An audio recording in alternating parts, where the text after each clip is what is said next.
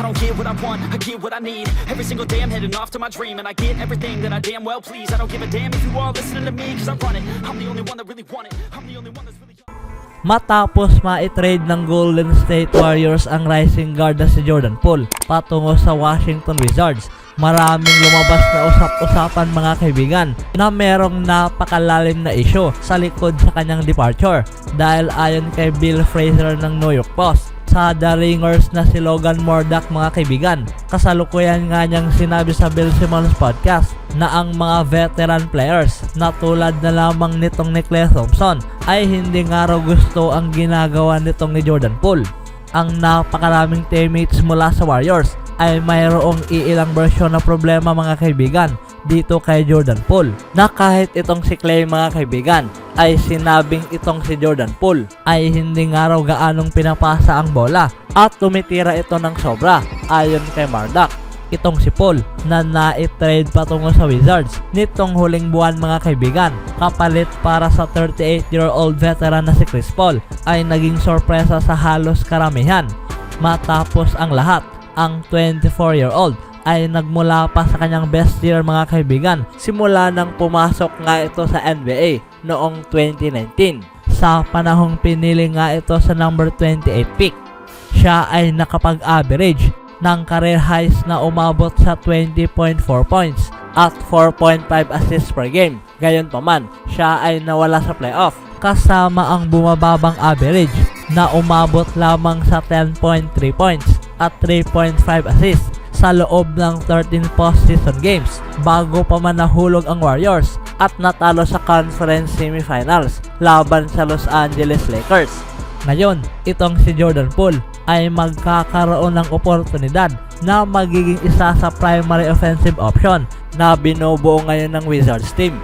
Marahil ang pagbabago sa senaryo mga kaibigan ay ang makakatulong sa kanya na mag-improve at mag-mature, na kung saan siya na nga ngayon ay ang isa sa top player sa young squad na ito. Anong masasabi nyo mga kaibigan? Usapang gilas, ang Team Pilipinas Aces na sina Jordan Clarkson at Kai Sotto sa wakas ay nakasama na rin mga kaibigan ang national team sa practice. Si Clarkson na siyang dumating sa Pilipinas ilang araw lamang ang nakaraan, at itong si Kai Sotto na siyang nagpapagaling sa back injury ay nakita rin sa training mga kaibigan kasama ang team noong Miyerkules sa Phil Sports Arena sa Pasig. Sa isang Instagram story na ibinahagi sa Gilas head coach na si Chat Reyes, itong si Clarkson at Kai Sotto mga kaibigan ay nakitang gumagawa ng drills, tumatakbo, tumitira kasama ang usual training group. Ang dalawang Vital Cogs ay hindi nakasali sa Gilas Pilipinas sa Pocket Tournament sa China, na kung saan ang squad ay nakapagtapos sa 3-1 winless record. Ang kanilang tanging pagkatalo ay laban sa physical Senegal team.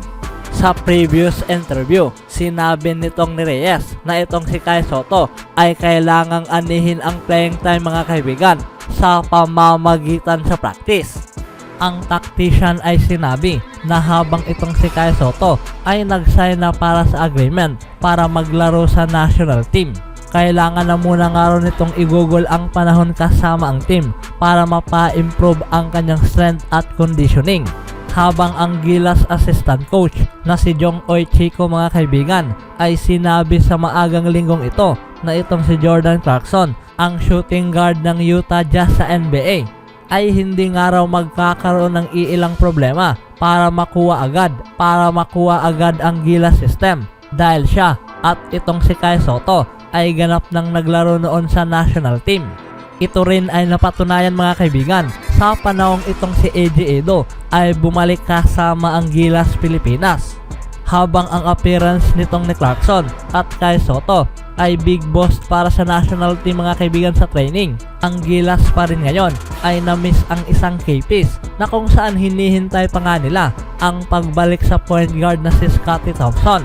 Itong si Thompson ay nagpapagaling pa nga ngayon mula sa fractured hand sa panahong nakuha nga niya ang injuring ito during sa kanilang practice sa Lithuania. Ang mga Filipinos ay haharapin ang Montenegro at Mexico para sa friendly matches mga kaibigan na gaganapin dito sa Pilipinas iilang araw bago sisimulan ang FIBA World Cup. Ang Pilipinas ay haharapin ang Dominican Republic, Angola at Italy sa World Cup na kung saan ito ay papalo sa August 25. Anong masasabi niyo mga kaibigan sa tsansa ng Gilas Pilipinas? Habang sa kabilang banda naman, ang Golden State Warriors ay halatang halata na hindi pa tapos sa summer na ito, na kung saan ayon kay Shams Charania ng The Athletic, inireport nga niya sa linggong ito na ang Warriors ay ginaganap ang free agent workouts mga kaibigan, kasama ang mga iilang napakalaking pangalan para sa buong linggong ito. Dalawa sa pangalang kasali ay ang mga former Golden State players mga kaibigan na sina Kent Bazemore at Juan Toscano Anderson. Itong si Carenia ay na-mention rin itong si Dion Waiters, Tony Snell, Harry Hiles at Trey Burke bilang mga iilang other free agents na siyang nakikipag-workout ngayon sa Warriors.